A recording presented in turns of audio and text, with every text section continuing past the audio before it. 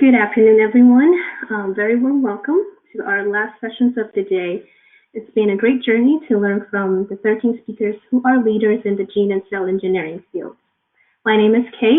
I'm the head of marketing at GenScript, and it's my pleasure to introduce our exceptional speaker who will be giving the closing keynote, Dr. Melenhorst. Dr. Melenhorst is the professor of pathology and laboratory medicine and director of biomarker program at UPenn. In 2012, he was recruited by Dr. Carl Jones to be the deputy director of their clinical manufacturing facility. Then, as the director of product development and correlative sciences, he was at the cusp of the very first CAR T-cell therapy approved by FDA, Chimeric. Further, Dr. Melenhorst led the development of correlative assay pipeline for the first triple CRISPR-Cas9 genome-edited TCR2 redirected T-cell products in the U.S., and his works was published in early January of 2020 in Science. Currently, Dr. Melenhorst focuses his effort on the translational sciences of immunogene therapies. His lab's goals are to enhance our understanding and improvement of the anti-tumor efficacy and safety of adoptively transferred CAR T-cells. We have had a long-standing relationship with Dr. Melenhorst and his lab, and we are honored to be supporting his CAR vectors and payloads, and we are very delighted to have him this evening. Thank you very much for joining us today, Dr. Melenhorst.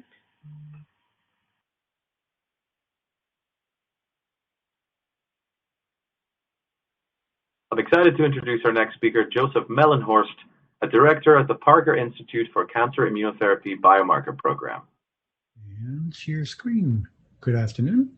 I'm going to share my screen. Here's my presentation. I thank the organizers for inviting me to give this talk about response to second generation 4-1BB CD3 zeta signaling CARs T cells in It Takes Two to Tango. That's the title of my talk, and I'll be talking mostly about chronic lymphocytic leukemia responses. Here are my disclosures. CAR T cells have been developed over the past 1.5 or 2 decades, starting with what we called first generation CARs, which contained a leukemia-associated protein-specific single-chain variable fragment, scFv, fused in frame with hinge and CD3 zeta domain, which was tested in solid tumors initially and yielded very minimal responses. We then discovered in immunology basic research that T cells require additional co-stimulation to achieve full effector functions and form a memory pool. This co-stimulation was then inserted into the CAR design, yielding the second generation CARs, which contained either a CD28-based second generation CAR or 4-1BB based CARs. Out of this, third generation CARs were also tested, which had both CD28 and 4-1BB or other molecules included. We have tested these moieties as liquid and solid tumor models in the late 2000s. In that process, we evaluated various promoters, lentiviral vectors, which can transduce T cells at day 0 in resting state or just activated. In our studies, we showed that EF1 alpha-based promoter gave the highest sustained expression level of the CAR. Our CAR was designed with heavy and light chain orientation shown here. We included the CD8 alpha transmembrane and hinge domains, followed by 4-1BB and CD3 zeta, and WPRE to enhance the expression level of the CAR in T cells. These cells were then used to transduce patient cells in the clinical manufacturing process, which is shown here on the right-hand side in schema. Patient T cells were collected via apheresis, followed by a bead-based selection of the T cells, which also removed the unwanted cells.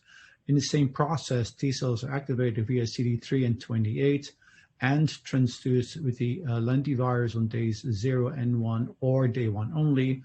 This results in a stable insertion of the CAR vector into the genome.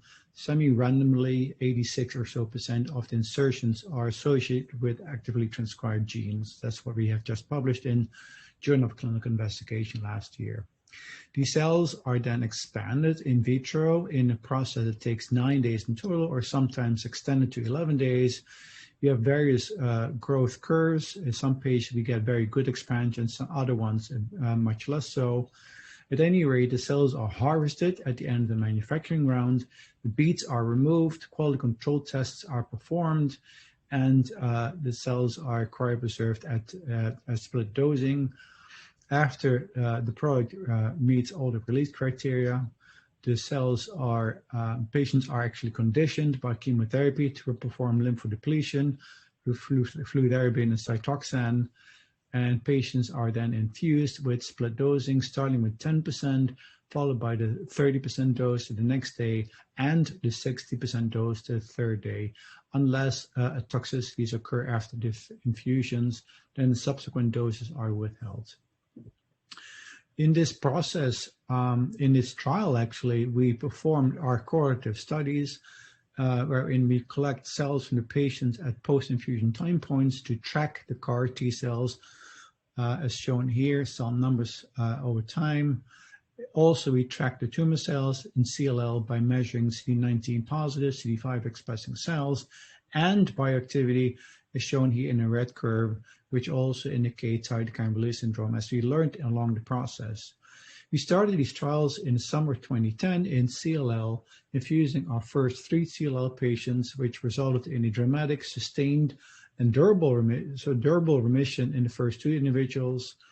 We learned that CAR T cells can expand within the first few days or at peaking at day 29 in patient number 2. Cytokine release syndrome was observed to be an issue which we learned also to manage fairly well with cytokine receptor blocking antibodies. We also learned in this process that the expansion of CAR T cells correlates closely with the clinical efficacy in this disease, but also in others, as shown here on the right. The expansion curves of CAR T cells in non-responding patients is fairly flat, whereas others with a partial or very good partial response in myeloma have a very dramatic expansion followed by a very dramatic tumor reduction, but unfortunately in partially responding patients, these come back.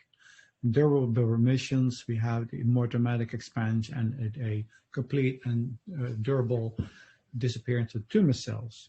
These important correlates were then used to follow up on questions related to the CAR T potency, but also the toxicities as we studied. As I mentioned earlier, CLL was our first disease to treat with second generation 4-1BB co-signaling CARs. CLL is one of the most prevalent leukemias in the Western Hemisphere, accounting for almost a third of all leukemias. It mostly afflicts older individuals and also affects more males than females. Current drug-based therapies, such as those intercepting with the B-cell receptor signaling, Bruton's tyrosine kinase, or PI3 kinase inhibitors, or even BCL2 inhibitors, have shown dramatic responses. However, none of these therapies have resulted in a curative response. Also, these drugs come at severe clinical and financial toxicities. Cell-based therapies, on the other hand, can be curative, as we have learned with CAR T cells. These CAR T cells also sustain their clinical efficacy when measured ex vivo. In this experiment, using T cells from patient number 2 up to 3 years after infusion, cells were stimulated ex vivo with CD19 expressing artificial APCs, which are essentially K562 cells expressing the molecule. We used mesothelin overexpressing K562 as controls to determine the specific functionality of the cells.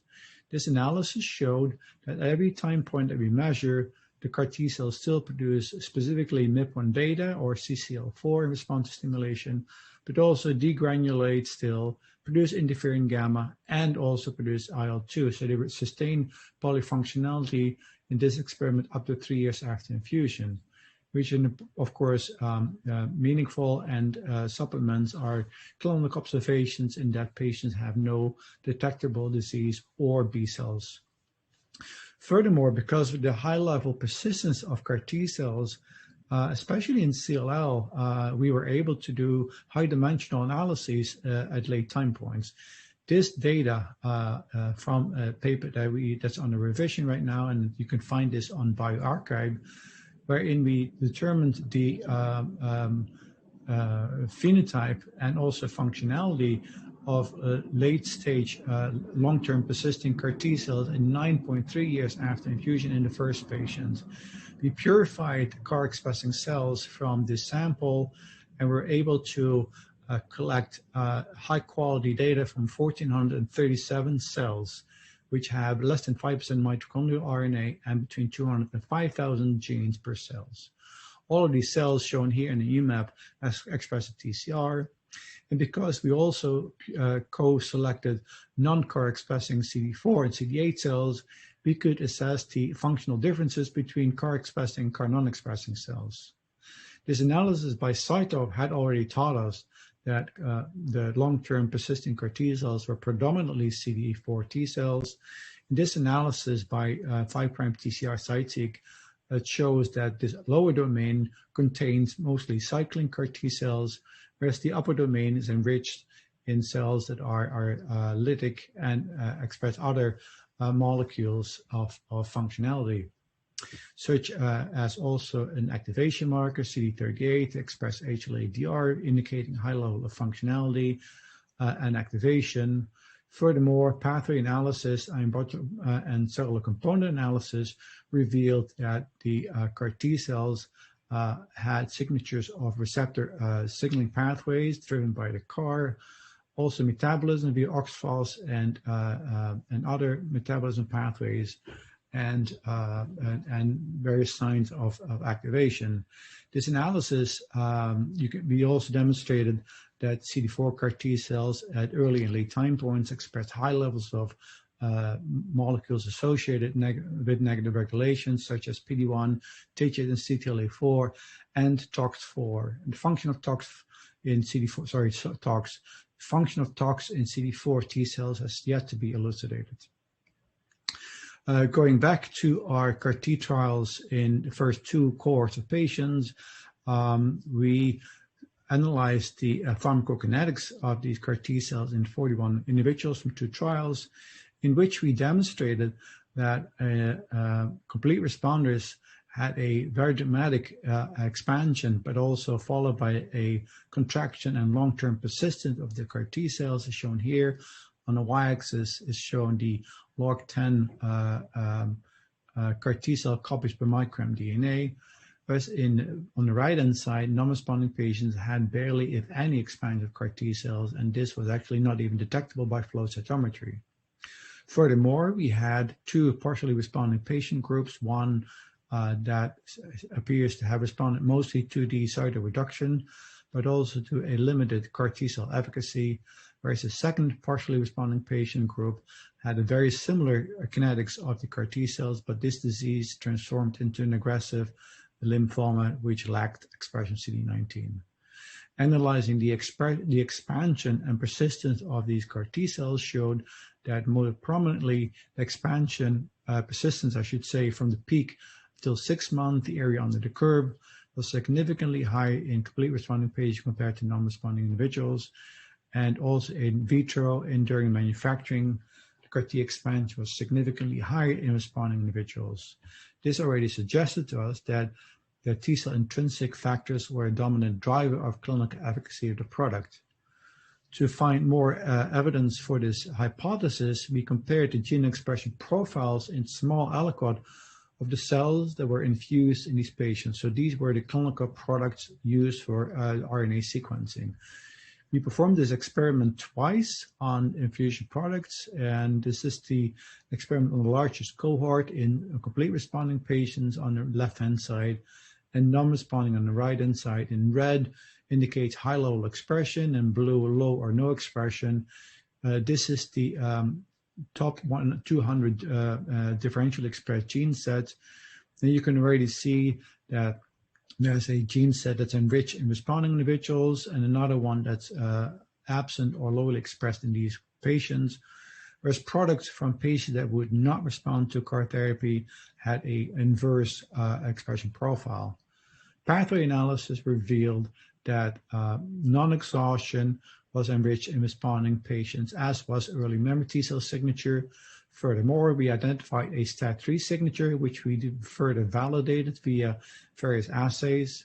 Exhaustion, on the other hand, was enriched in infusion product from non-responding patients, as were glycolysis, hypoxia, effector cell differentiation, and apoptosis.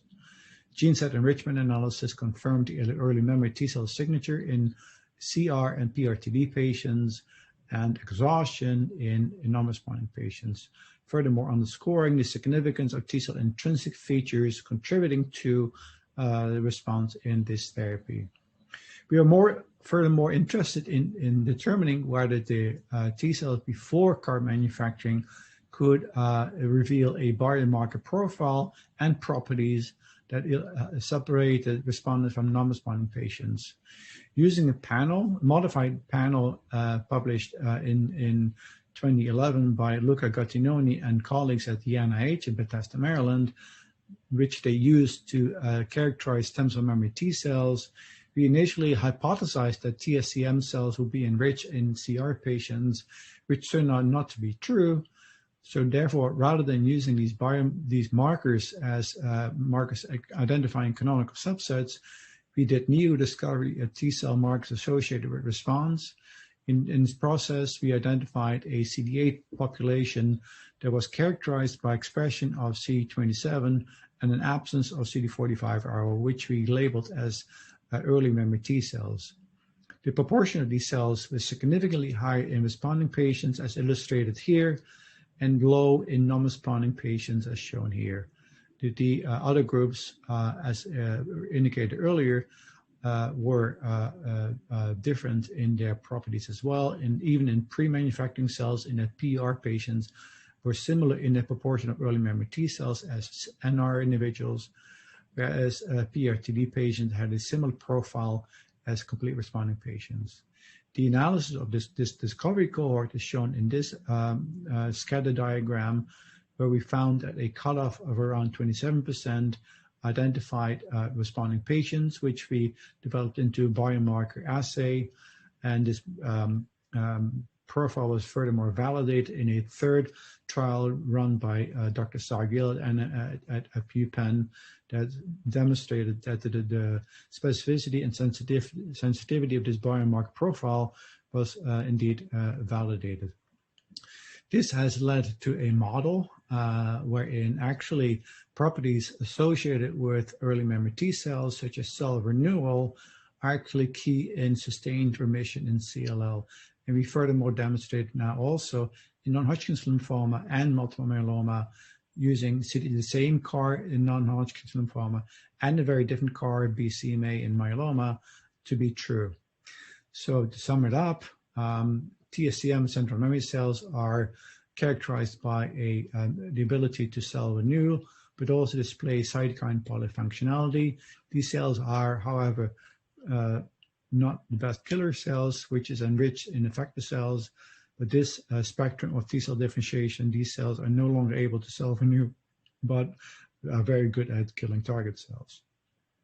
So we understand fairly well, we think, what it takes for a CAR T cell therapy to be effective against leukemia. We were still interested in assessing what T cell extrinsic factors might actually contribute to the clinical efficacy. And for that, a study led by my graduate student, Mackenzie Collins, shown here, we asked the question, to what extent, if and to what extent, the tumor cells themselves were suppressive. CLL is a disease known wherein CLL cells, the tumor cells, are known to be suppressive against autologous T cells. They form unstable conjugates when conjugated via a superantigen. The T cells furthermore proliferate poorly. They do produce cytokines, but are otherwise thought to be dysfunctional. Surprisingly, however, our trial shows that at least 25% of all patients do have T cells that are able to mount an effective anti-tumor response. So we asked the question if and to what extent these tumor cells were suppressive. To study this, we used an in vitro culture system wherein we used CD19 or ROR1 targeting CAR ROR1 is known to be selectively, if not exclusively, expressed by CLL tumor cells and maybe some adipose tissue cells. It's a good model for the system.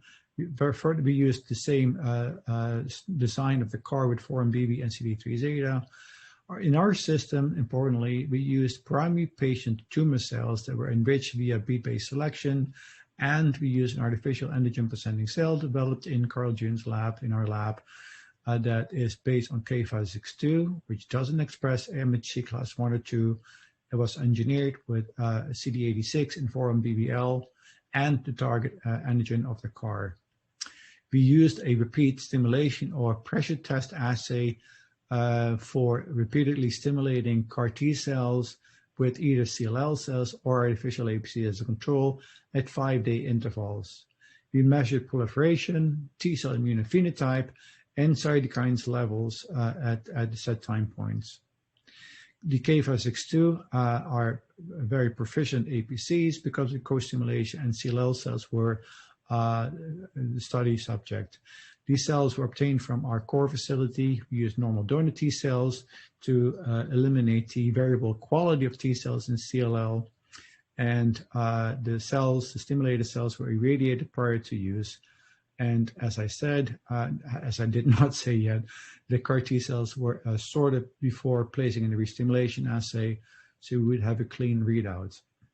This assay demonstrated that even normal donor CAR T cells engineered with a second-generation CAR showed a very poor response to CLL cells, if at all. The CAR-19 only proliferated in the first cycle of stimulation, most likely because the pre-activation in the manufacturing process, but did not respond at all at the second and third stimulation. The ROR1 CAR, which we now know has some level of tonic signaling, did show some level of expansion, but it was significantly lower than compared to artificial APCs.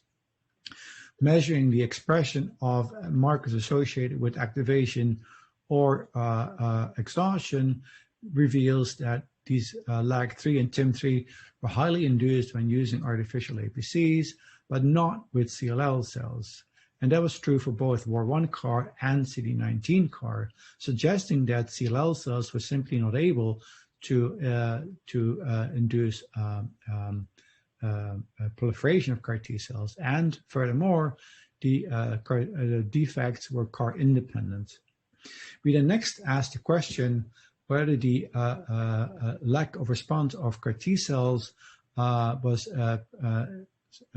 maintained or reversible in the next set of experiments, wherein we stimulated CAR T cells at day 0 with CLL cells only, and day 5 and 10 as well. So all 3 stimulations were done with the CLL cells, or all stimulations performed with artificial APCs, or 2 flavors were introduced wherein we stimulated the CAR T cells in the first cycle with CLL cells, followed by 2 cycles of artificial APCs, or twice with CLL and then 3rd time with the artificial APC. The growth curves showed that, again, the artificial APC demonstrated the best expansion, and CLL cells, again, did not show expansion past the first stimulation point. However, when we stimulated the CAR T cells twice, one time with CLL followed by twice with artificial APCs, the growth curves were indiscriminate. And when we stimulate twice with CLL cells followed by artificial APC, the growth curve, the angle was just the same as with artificial APCs, suggesting that the lackluster of CAR T cells was transient. We furthermore analyzed the expression of the cell cycle molecule Ki67 and PD-1, and in this analysis we demonstrate that there was an enrichment of PD-1 negative, Ki67 negative cells in CLL stimulated CAR T cells, whereas the proportion of cycling and PD-1 expressing cells with a triple APC was much higher. And also when we stimulated twice with artificial APCs, the first time with CLL or the first 2 times with CLL, the phenotype looked very similar. More telling was the analysis of markers associated with differentiation, such as CD45 RO versus CD27. CLL only stimulated cells looked very similar to unstimulated CAR T cells in that there was a high proportion of naive-like T cells. However, CAR T cells stimulated 3 times or twice or even once at the 3rd cycle with artificial APCs show very clear signs of activation. Again, suggesting that the stimulation of CAR T cells is reversible with a proficient APC. Furthermore, we wanted to test whether the CLL cells were actively suppressive of CAR T cells. To study that, we used a artificial APC and CLL cell admixture experiment, similar to what we did before, what I just showed you. In this experiment, however, we had artificial APCs only, or CLL cells only, or varying ratios of artificial APCs with CLL cells at 25% artificial APCs or 50 or 75%, simulating the CAR T cells at the indicated time points as done before, and again measuring proliferation. As we've shown before, CAR T cells stimulated with CLL cells only do not show proliferation, whereas the artificial APCs show very good proliferation. The expansion, the stimulation of CAR T cells with a proportion of 25% artificial APC and 75% CLL cells shows a very good expansion in vitro in this re-stimulation assay, indicating that the suppression is that CLL cells do not actively suppress in the presence of a proficient APC. This was also revealed by cytokine analysis. 3 cytokines are shown here, measured via Luminex. In red is shown CLL cells only. There was no cytokine detectable at any of these time points when CAR T cells were stimulated with CLL. However, any ratio of artificial APCs to CLL cells revealed at all of these stimulations varying levels of cytokine production, again indicating that the suppressive activity or lackluster of CAR T cells can be overcome when APCs are added that are proficient. So this then leads to the paradox in that we know that CAR T cells are very effective in patients that have well-functioning T cells as these normal donors do. So that probably indicates that CLL cells from the peripheral blood might not be the actual targets, but maybe lymph nodes. And one has to understand that the peripheral blood CLL cells are known to be quiescent and apoptosis resistant, whereas tumor cells in lymph nodes and in the spleen are the proliferating CLL precursor pools, which expand in structures that are called pseudofollicles. CLL cells in these pseudofollicles can be found in close proximity with CD40 ligand expressing CD4 T cells. So the question then is, do the activated CLL lymph node or lymph node resident CLL cells present the preferred target of 4-1BB CD3 zeta signaling CAR T cells? We first analyzed, in collaboration with Adrian Wiesner and Claire Sun from NIH, paired samples from lymph node and peripheral blood.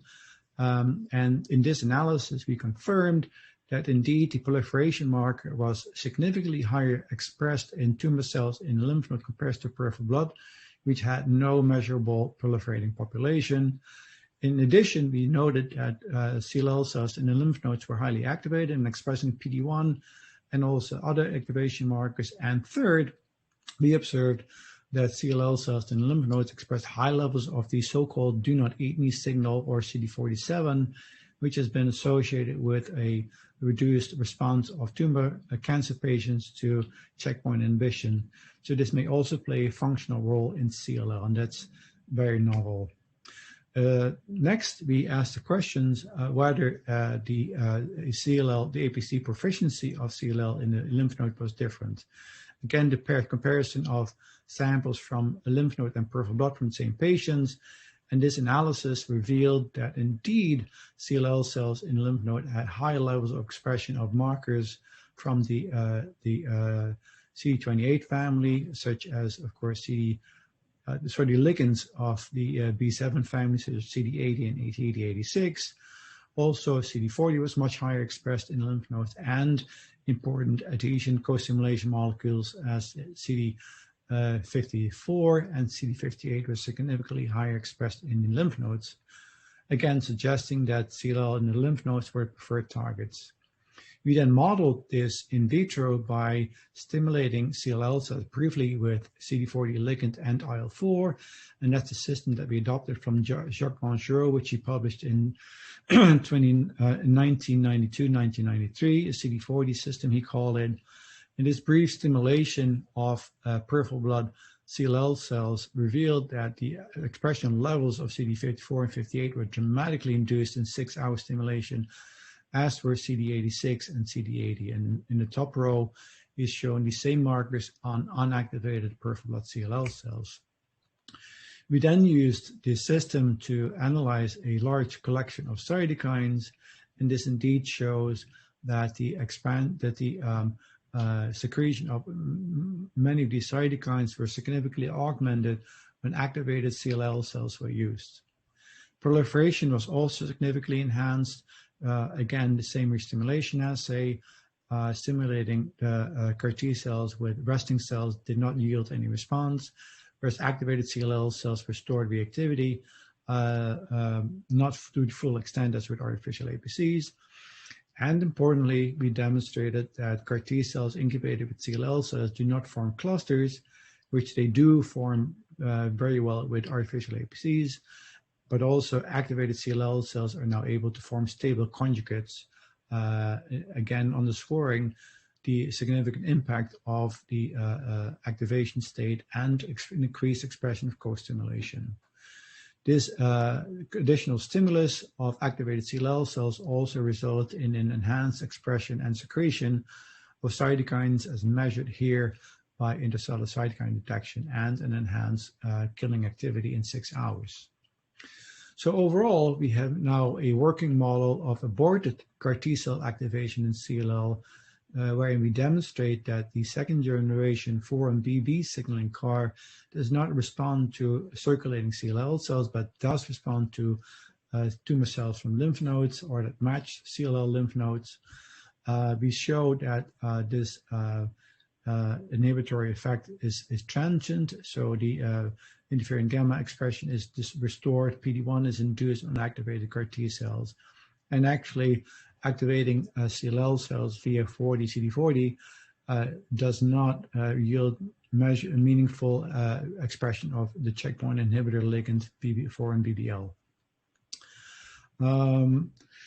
All right, so that's the end of my talk. So I hope I have convinced you that in CLL we have learned that T cells play an important role in driving, in determining clinical efficacy of the therapy.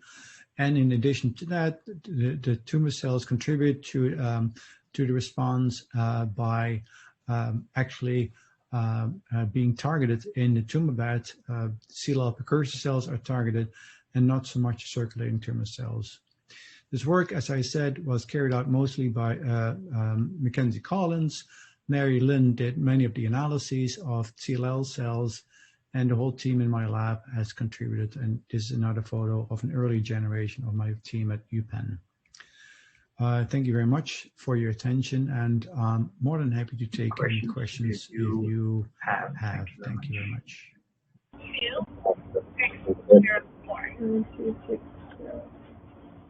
I would like to take some questions. We have some questions and plenty of time, so let's get right into it. There's a question here. Given how tumor heterogeneity can affect CAR T function, where do you see the future for immunotherapy in treating solid tumors known for heterogeneity, such as breast or prostate cancer? There's some background chatter, and somebody can mute them, please. Yeah, that's a great question. Tumor heterogeneity is a big issue there. I think in solid tumors, I think that eliciting a local immune response by CAR T cells and antigen spreading to the enlisting of non-CAR engineered migrating T cells might be an important mechanism for controlling solid tumors if there are sufficient mutations present, antigen-presenting cells present, and peptide fragments being presented, but also NK cells can be activated by inflammatory cytokines produced by CAR T cells. So I think the CAR T cells themselves have an initiating role for a more broad anti-tumor response in solid tumors. Thank you. Another question, how effective would immunotherapy then be treating metastatic disease? How efficient would immunotherapy be treating a metastatic disease? Yeah, that's a great question. I think there's a lot of learning opportunity in solid tumors in understanding how the composition of the primary and metastatic tumors differs. I think in essence, the principle might be just the same. T cells in the immune response, like CAR T cells, will secrete inflammatory cytokines and causing chemotaxis or APCs in T cells and other inflammatory cell types, and produce more broad immune reaction against the tumor. So that may be either depending on what's locally present or that's attracted via this inflammatory response. Does the addition of pro-inflammatory cytokines restore CCC-stimulated CAR Ts? Sorry, can you repeat the question? Does the addition of pro-inflammatory cytokines restore CCC-stimulated CAR Ts? They probably do. That's a great question. I think what likely happens that interferon gamma contributes to that effect in inducing or upregulating the MHC class II. We know for a fact that CLL cells are very responsive to CD40 ligation, which causes the upregulation, as I just showed. So it's a combination of both inflammatory cytokines and CD40 ligation. Thank you. The next question, are you exploring the mechanistic role of hypoxia and glycolysis in non-responders? We are exploring glycolysis in non-responders, not hypoxia. Thank you. Is treatment outcome determined by the number of cells injected back into the patient? Yeah, that's an important question. On our trials, and actually Dr. Noelle Frey has published a paper in the Journal of Clinical Investigation where she summarized our clinical experience in a phase 2 trial in CLL where patients were infused with either 5 times 10 to the 7th or 5 times 10 to the 8th CAR T cells. And that analysis importantly showed that there was no correlation between infusion dose and response to therapy. So I think, and patients from that trial were actually included in our Nature Medicine paper led by Joe Frietta in 2018, where we showed that not cell numbers, but actually the cells' memory function, if you will, was highly predictive of and correlated with. Thank you, Joseph. The questions keep pouring in. We do have some time to take them, so I'd like to encourage anyone else submitting a question to go right ahead and do so. Thanks for the great talk. Another participant has another question. Can you comment the current trends and challenges you see in CAR T, universal chimeric antigen receptor T cells, or off-the-shelf allogenic products? Yeah, the challenges, as I think we all know, is to the persistence. There's no persistence. I'm not sure if you want persistence, but we know for sure for CLL, I think we know for CLL that persistence of the CAR T cells is important. And in that sense, the off-the-shelf or allogeneic CAR T cells will not be sufficient to drive that response. In other diseases, it's been shown that persistence may not necessarily be all that relevant. So there's different diseases with different roles and different efficacies. Thank you, Joseph. So another question here from Emily. Is there a need for high throughput screening for different CAR constructs for CAR T or CAR NK engineering for effective clinical applications? Is there a need? I think there is. I think there is. I think much of what we know about the car design is that we know so little about what makes a car effective. I know that a lot of efforts has gone into determining what the co-stimulatory molecules or even the primary signaling molecule that are most effective in cancer are needed. And recent studies have actually, high throughput studies have given some surprise findings. So I think at least in that sense, we need that. In sense of finding the right binder, we also need that, yeah. Great. And another question here from John. Have you seen disease relapse in patients that have functional CAR T cells? Yes, we have seen that, yeah. And the question then is, are these cells dysfunctional? That's something we definitely want to learn more about. Thank you, Joseph. And that's the end of the questions. Before we close off the summit, I'd like to highlight a number of things. First of all, I'd like to remind our audience that they are more than welcome to take the feedback survey. This is the inaugural summit, so we'd like to learn about what we could do better, perhaps next time, or any other suggestions. And also that the talks will be available on demand as soon as the event closes. And with that, I would like to thank Joseph once again. Thank you for your participation, for your presentation and our keynote, and introduce our colleague Ray Chen, head of the Life Science Group at GenScript, who will be giving our closing remark. Thank you so much, and I hope to see you at the next one. Thank you. Hello again. On behalf of all at GenScript, I want to thank you for attending and participating in our first Gene and Cell Engineering Summit. We're incredibly thankful to our distinguished speakers who have shared their research and invaluable insight on gene-modifying technologies, tools, and applications that will be shaping diseases, modeling, and treatment. To our keynote speakers, Dr. Mason and Dr. Melenhorst, our deepest gratitude for your excellent presentations, which perfectly opened and closed today's event. We do hope that you have found the summit fruitful in both ideas and resources to support your research.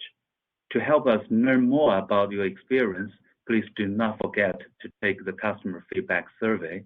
And lastly, we look forward to future summits and partnership opportunities to help you achieve your research goals. And we do hope that we could be more helpful. Thank you.